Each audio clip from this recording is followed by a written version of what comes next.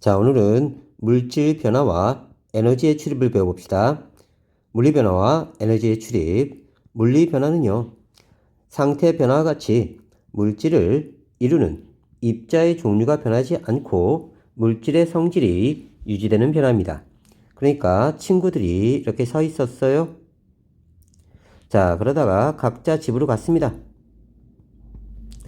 자, 그러면 각각의 성질은 살아있고요. 분자 간의 거리나 또는 입자 간의 거리만 변화된 걸 우리가 물리 변화라고 합니다. 물리 변화는요, 각각 고유한 성질이 살아있어요. 반면에 화학 변화는요, 친구들이 이렇게 서 있는데요. 얘네들을 다 갈아서 소세지를 만드는 겁니다. 이렇게. 그러면 각각의 특성은 사라지고 새로운 소세지의 특성만 나타나는 거예요. 이렇게 각각의 성질이 사라지고 새로운 성질이 나타나는 것을 우리가 화학 변화라고 합니다. 화학 변화. 그래서 물리 변화는요, 입자의 종류도 변하지 않고 물질의 성질이 그대로 유지된다. 자, 고체에서 액체, 기체가 됐을 때요. 고체는 입자 간의 간격이 굉장히 좁습니다. 액체는요, 조금 멀어지고요. 기체는요, 대략 한 2000배 정도 커져요. 각각 입자들이 굉장히 멀리 떨어져 있습니다. 이런 식으로. 자, 이때 고체에서 액체로 상태 변화하는 걸 융해. 액체에서 기체로 되는 과정을 기화, 기체화되었다. 이렇게 연상하시면 되고요. 고체에서 기체로 가는 과정을 우리가 승화, 고체에서 기체로 가는 승화입니다. 반면에 기체에서 액체로 가는 물리 변화는요, 액화, 액체화되었다 연상하시면 되고요. 액체에서 고체로 가는 물리 변화는요, 응고입니다. 자, 응하면 고체가 나온다 연상하시면 돼요. 다음, 기체에서 고체로 가는 과정도 역시 승화입니다. 승화지만 아까는 고체에서 기체로 가는 승화고요. 이번에는요, 기체에서 고체로 가는 승화입니다. 다음, 고체에서 액체로 가는, 액체에서 기체로 가는, 고체에서 기체로 가는 이 세 가지 과정은요, 기체 쪽이 에너지가 훨씬 더 높습니다. 따라서 계속 에너지를 받아들이는 과정입니다. 그래서 열 에너지를 흡수하는 상태 변화는요, 융해, 기화, 승화, 고체에서 기체로 가는 승화, 얘네들은요, 밖에서 에너지를 받아야만 이런 상태 변화가 일어납니다. 반면에요, 에너지를 방출하는 상태 변화가 있습니다. 응고, 액화, 승화, 기체에서 고체로 가는 승화. 그래서 고체 방향으로 가는 이 고체 방향으로 가는 상황은요. 기체에서 액체, 액체에서 고체.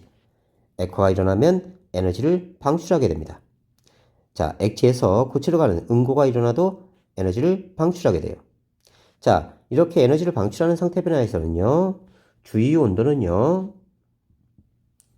당연히 올라가겠죠?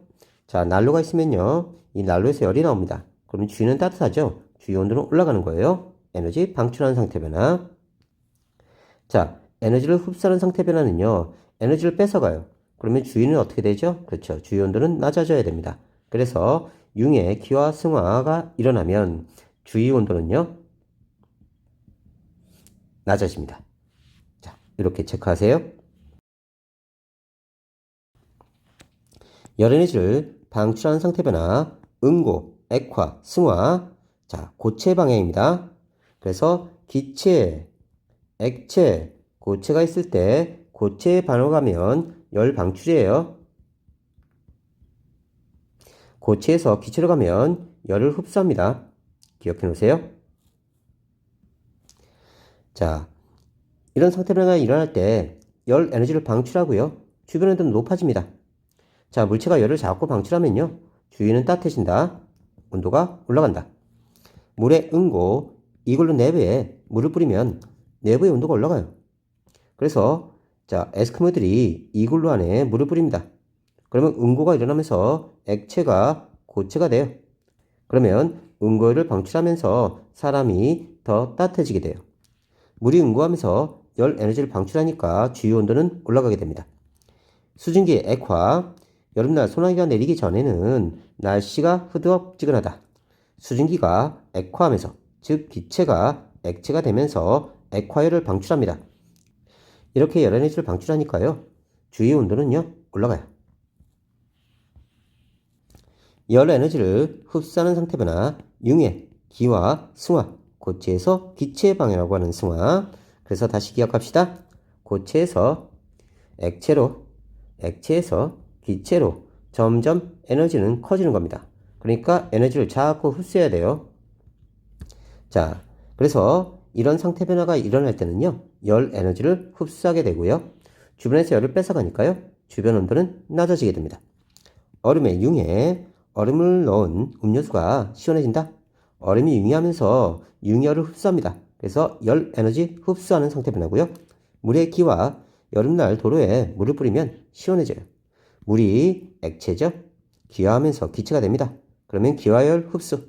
그러면 열 에너지를 흡수하는 상태 변화가 되는 거고요. 드라이아이스 승화. 드라이아이스 근처에 있으면 시원해진다. 자, 우리가 보통 아이스, 얼음은요, 녹으면 물이 생겨요.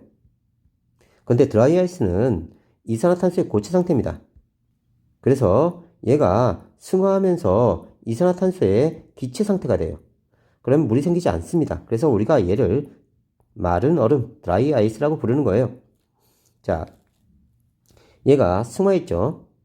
그러면 승화열 흡수하면서 에너지를 가져가게 됩니다. 그럼 주위 온도는요, 낮아지게 됐죠. 그래서 드라이 아이스가 승화하면서 승화 에너지, 열 에너지를 흡수하게 됩니다. 그래서 주위 온도는 낮아진다. 물질의 상태 변화와 주변의 온도, 기체가 액체나 고체로 변할 때, 즉 고체의 반응을 갈 때 열 에너지를 방출하므로 주변의 온도가 높아진다. 반면 고체가입니다. 고체가 액체나 기체로 변할 때, 즉 기체의 반응을 갈 때는요, 열 에너지를 흡수합니다. 그래서 주변의 온도가 낮아지게 돼요. 그래서 기체에서 액체, 고체로 갈 때, 고체 방향이면 열 에너지 방출입니다. 왜냐하면 기체는 에너지가 높은 거고요. 고체는 에너지가 작은 거예요. 그러니까 에너지를 계속 방출해 갑니다. 반면에요, 고체에서 액체로, 액체에서 기체로, 에너지가 작은 상태에서 에너지가 큰 상태로 되니까요. 얘는 에너지를 계속 흡수해야 돼요. 에너지를. 그러면 주변 온도는 낮아질 거고요. 자, 기체에서 고체의 반응으로 가면요, 이렇게 가면 에너지를 방출하니까요, 주위 온도는 높아집니다. 열 에너지를 흡수하는 상태의 변화에 다른 예, 손 소독제를 손에 바르면 알코올이 증발하면서 증발도 액체에서 기체로 가는 일종의 기화 현상입니다. 그러면 기화열을 흡수하게 됐죠. 기화열 흡수. 자, 기화열 흡수하니까 주위 온도는요, 내려갑니다. 그래서 시원해진다. 여름날 땀이 나면 땀이 증발하면서 시원해진다. 자, 증발 기화죠. 그러면서 기화를 흡수하니까 시원해진다. 상태 변화가 일어날 때 입자 운동과 배열의 변화. 열에너지 방출하는 상태 변화가 일어날 때 입자 운동은 느려집니다. 자, 입자의 운동은요, 온도에 관계에 있습니다.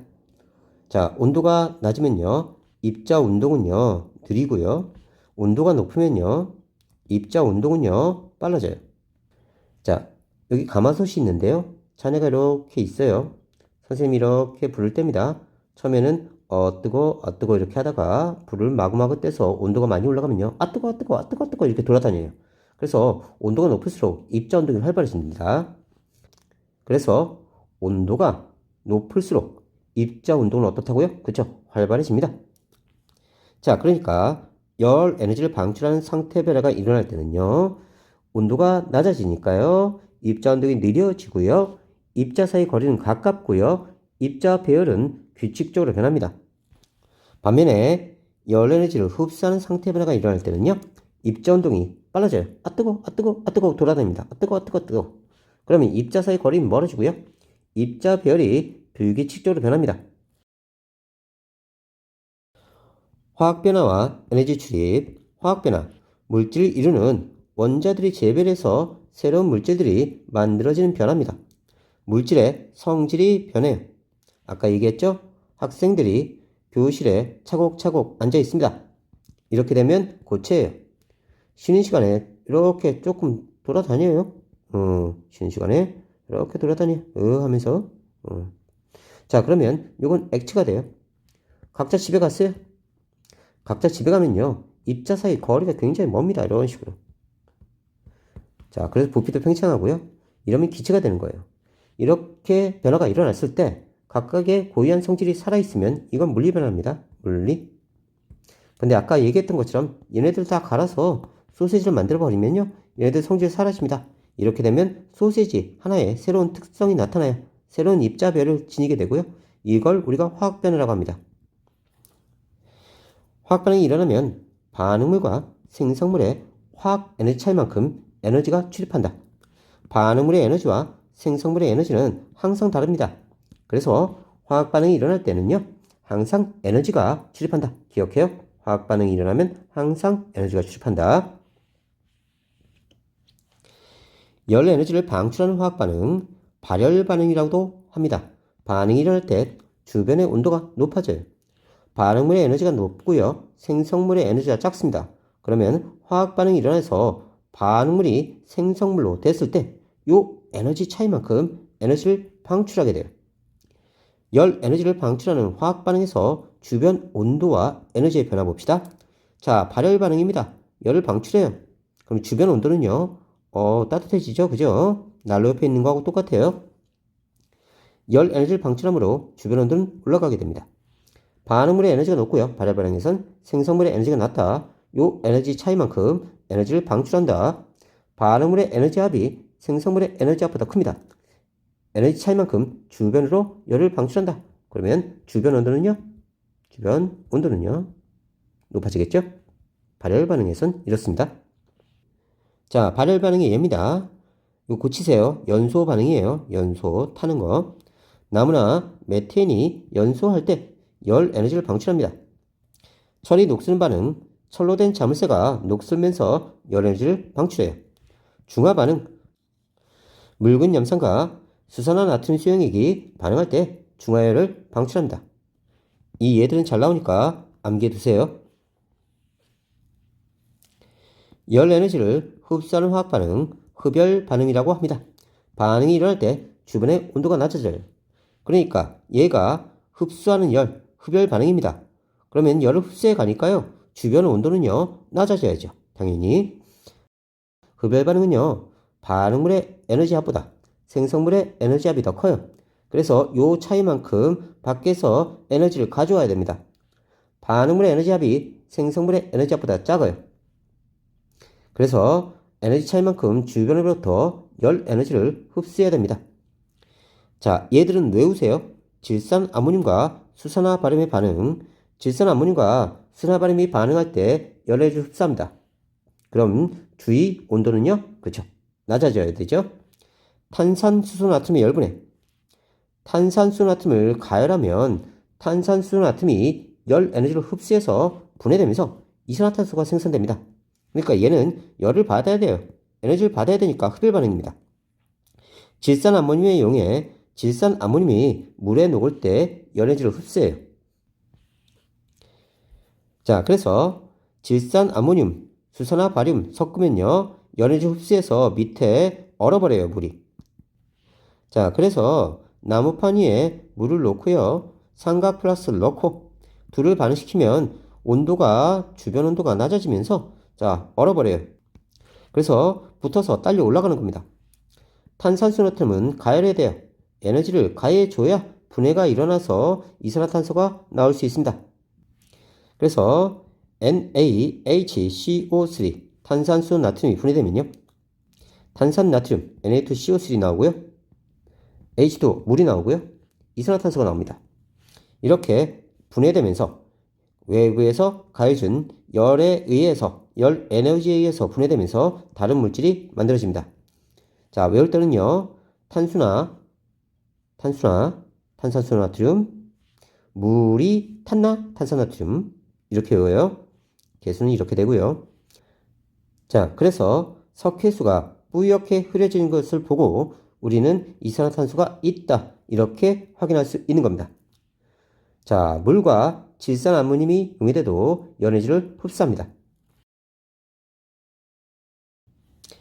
에너지를 방출하는 화학 반응의 다른 예, 산화칼슘이나 염화칼슘이 물에 녹을 때 에너지를 방출합니다.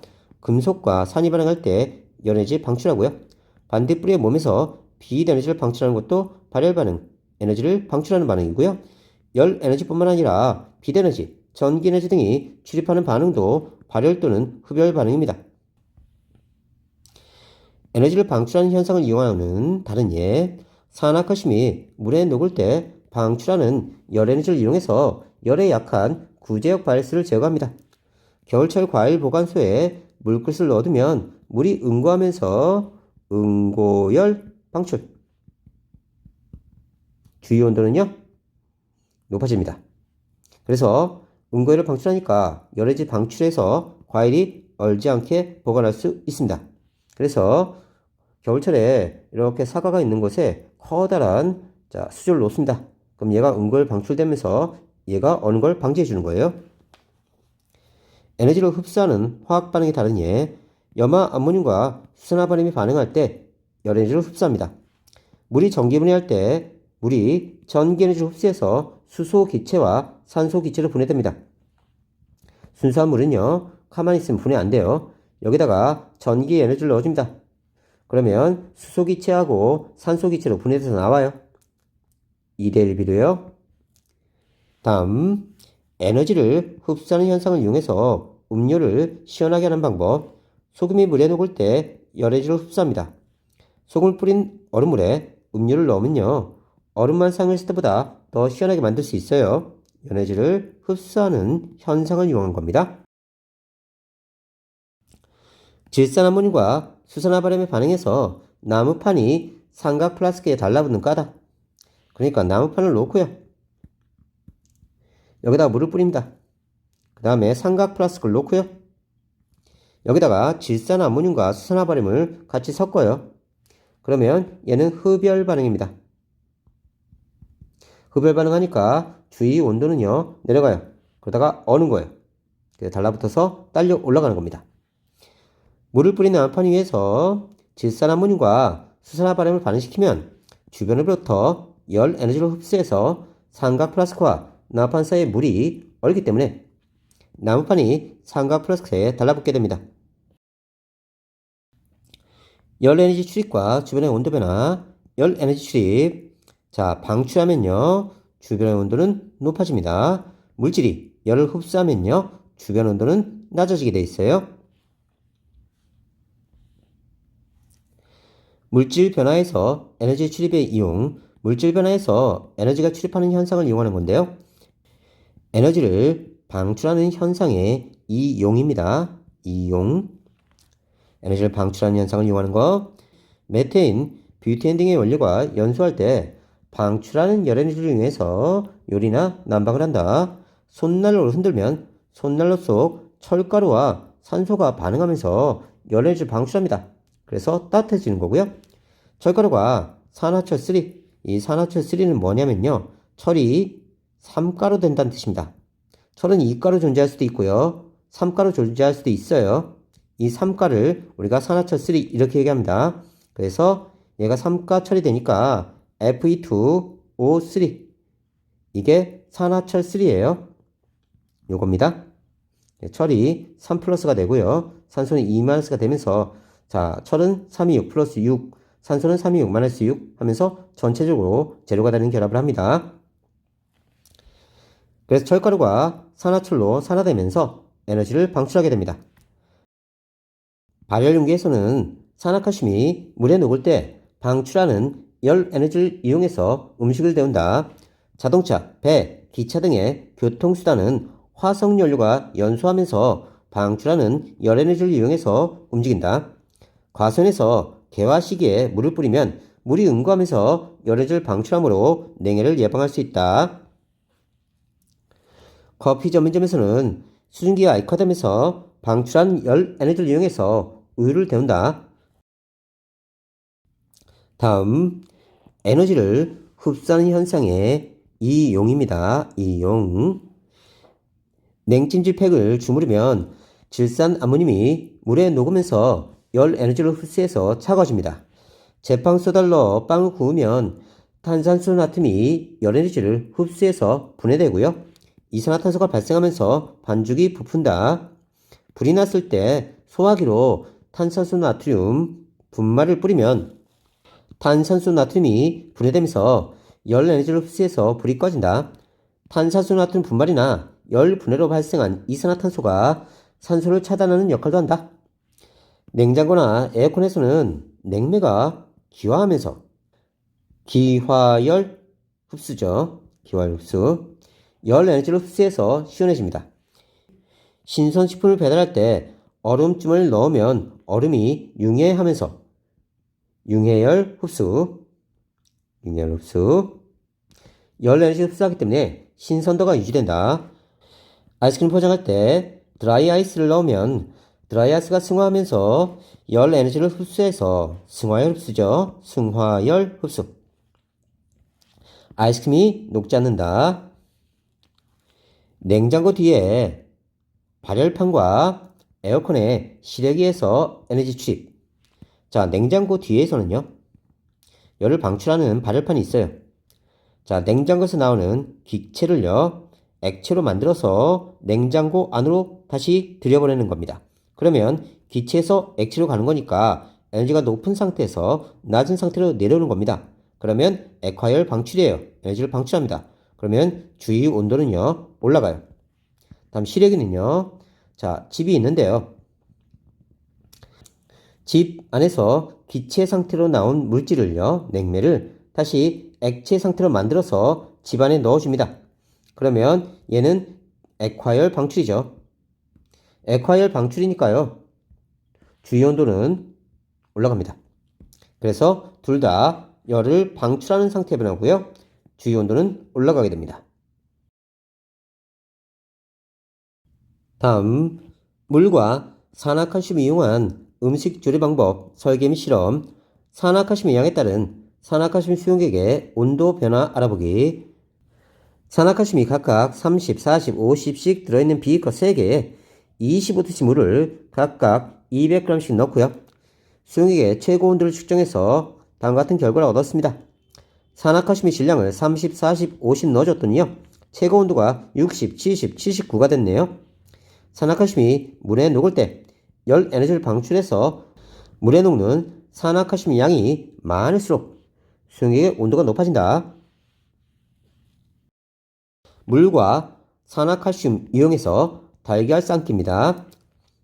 자, 준비물은 물, 산화칼슘, 달걀, 비커, 알루미늄 호일. 이용하는 화학 반응은 CaO, 산화칼슘과 물이 반응했을 때 수산화칼슘이 만들어집니다. 이때 열 에너지가 방출해요. 이 에너지를 이용하자 이 뜻입니다. 달걀을 삶을 수 있는 조건 70도씨 이상으로 15분 정도 유지해야 됩니다. 달걀을 삶기 위해 필요한 물과 산화칼슘의 양, 물 200g과 산화칼슘 50g 정도를 반응시킵니다. 조리 방법, 알루미늄 호일을 이용해서 비커 안에 들어갈 수 있는 그릇을 만듭니다. 비커에 산화칼슘 50g이 들어있는 팩을 넣은 다음 물 200g을 넣습니다.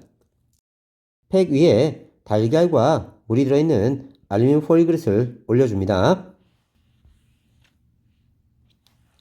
생명현상과 지구현상에서 에너지 출입. 자, 광합성, 식물의 엽록체에서 광합성이 일어날 때 빛 에너지를 흡수합니다. 광합성으로 만들어진 포도당은요, 생명을 유지하는 양분으로 이용됩니다. 그래서 이산화탄소와 물이 있는데요, 엽록체에서 빛 에너지를 받습니다. 그러면 C6H12O6 포도당이 만들어져요. 이렇게 화학 결합이 많을수록 에너지가 높은 겁니다. 그럼 낮은 에너지 상태에서 높은 에너지 상태로 열을 흡수하는 흡열 반응이에요. 그래서 반드시 빛 에너지가 있어야 됩니다. 세포호흡. 생명체의 마이토콘드리아에서 세포호흡이 일어날 때 열 에너지를 방출합니다. 모든 생명체에는요, 자, 마이토콘드리아가 있어요. 얘는 인간 세계의 발전소에 해당됩니다. 그래서 에너지를 만들어내요. 방출된 에너지의 일부는 체온을 유지하거나 운동하는 등 생명활동에 이용하게 됩니다. 지구현상에서 에너지 취입, 물의 순환. 물은 태양 에너지를 흡수해서 증발하여 수증기가 되고, 수증기는 열 에너지를 방출해서 응결되어 구름이 됩니다. 이 과정에서 수증기가 눈이나 비가 되어 내리기도 하고요. 에너지가 흡수되거나 방출되지 않으면 물의 순환은 일어나지 않습니다. 자, 이렇게 물이 있었어요. 액체죠. 얘가 에너지를 받으면요. 수증기가 됩니다. 자, 다시 얘가 비가 되죠. 또는 눈이 되죠. 자, 요건 기화고요. 얘는 액화고요. 얘는 승화고요. 자, 물이 다시 얼음이 되기도 하죠. 이건 음고고요. 이때 기화는요. 에너지를 흡수하는 상태 변화. 수증기가 에너지가 굉장히 높은 상태예요. 이때 액화되거나 승화되는 이 과정은요. 에너지를 방출하는 과정입니다. 그럼 주변 온도는 높아지겠네요. 물이 응고돼서 얼음이 되면요.